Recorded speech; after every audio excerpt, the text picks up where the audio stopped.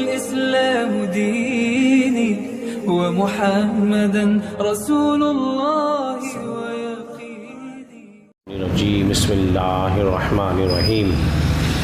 سامعین ذوالفقار آپ ذرا درس حدیث سماعت کر رہے ہیں اور آج ہماری اس کتاب سے حدیث نمبر جو ہے وہ 408 ہے. اس روایت کو امام ترمذی بھی کتاب قیامہ کے اندر لے کر آئے ہیں، صفات القیامہ کے اندر، یعنی کہ قیامت کی جو صفات ہوں گی اس کا تذکرہ کرتے ہوئے امام ترمذی اس حدیث کو لے کر آئے ہیں. سیدنا ابو ہریرہ رضی اللہ عنہ فرماتے ہیں نبی کریم صلی اللہ علیہ وسلم نے ایک آیت کریمہ کے بارے میں ہم سے ارشاد فرمایا.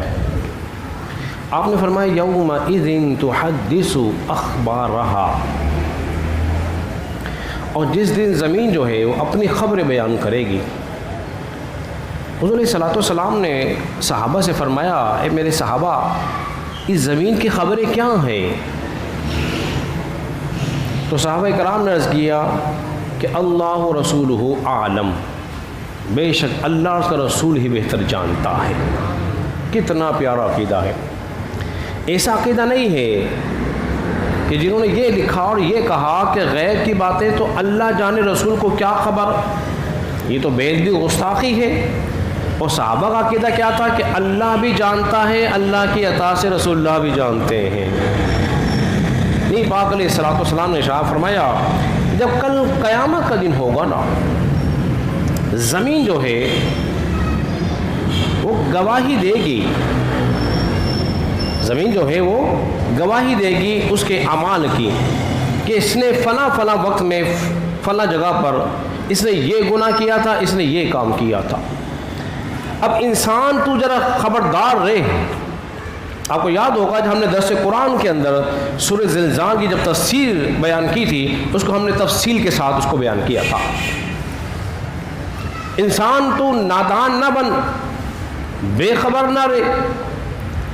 تو یہ نہ سمجھ کہ مجھے کوئی دیکھنے والا نہیں ہے، تو گناہ کر رہا ہے. یاد رکھ تو جب بھی گناہ کرتا ہے، چاہے تنہائی میں کرے چاہے عام مجمع میں کرے، تجھے ایک ذات جو ہمیشہ دیکھ رہی ہوتی ہے، وہ میرا رب ہے جو تجھے ہر معاملے میں تجھے دیکھ رہا ہے. تیرے لین دین کے معاملات ہوں، تیرے کاروباری معاملات ہوں، گھر میں لوگوں کے ساتھ تیرے تعلقات کے معاملات ہوں، جو بھی تو گناہ کرے گا، جو کام بھی کرے گا، اس بات کو پیش نظر رکھ کہ اللہ تجھے دیکھ رہا ہے.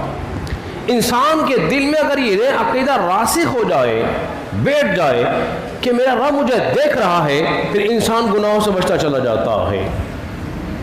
جب بھی خیال آئے کوئی گناہ کی طرف، کوئی غلط کام کرتے وقت، کوئی ملاوٹ کرتے وقت، جھوٹ بولتے وقت، غیبت کرتے وقت، چغلی کرتے وقت، جتنے خرافات کام، وہ خرافات والے کام ہیں، دل میں خیال فوراً ہونا چاہیے کہ میرا اللہ مجھے دیکھ رہا ہے. پھر اس سے بچ جائے، تو پھر وہ بندہ اللہ کو محبوب ہوتا ہے. دوسرا یہ کہ یہ جس زمین پر تو گناہ کرے گا، یہ زمین کی پیٹھ ہے جہاں ہم چلتے ہیں، بیٹھتے ہیں، سوتے ہیں، جاگتے ہیں، جہاں کوئی گناہ کر لیں، آپ یہ سمجھ جائیں کہ کوئی گواہ نہیں ہے، کوئی دیکھنے والا نہیں ہے. میرے گناہ کی تو اب کوئی گواہ بھی نہیں دے سکتا، لیکن کل قیامت کے دن وہ زمین تیرے حق میں گواہی دے گی. اللہ اس نے فلاں وقت میں فلاں جگہ یہ گناہ کیا تھا. تو پھر بتائیے پھر کیا انجام ہوگا جب ہمارے سارے پردے فاش ہو جائیں گے، رب کے سامنے کھڑے ہوں گے. تو پھر بتائیے کہ ہم بچ سکیں گے؟ تو بچنے کا ایک واحد راستہ ہے، وہ یہ ہے کہ گناہوں سے بچ جائیں، گناہوں سے توبہ کر لیں، ہر سچی توبہ کر لیں.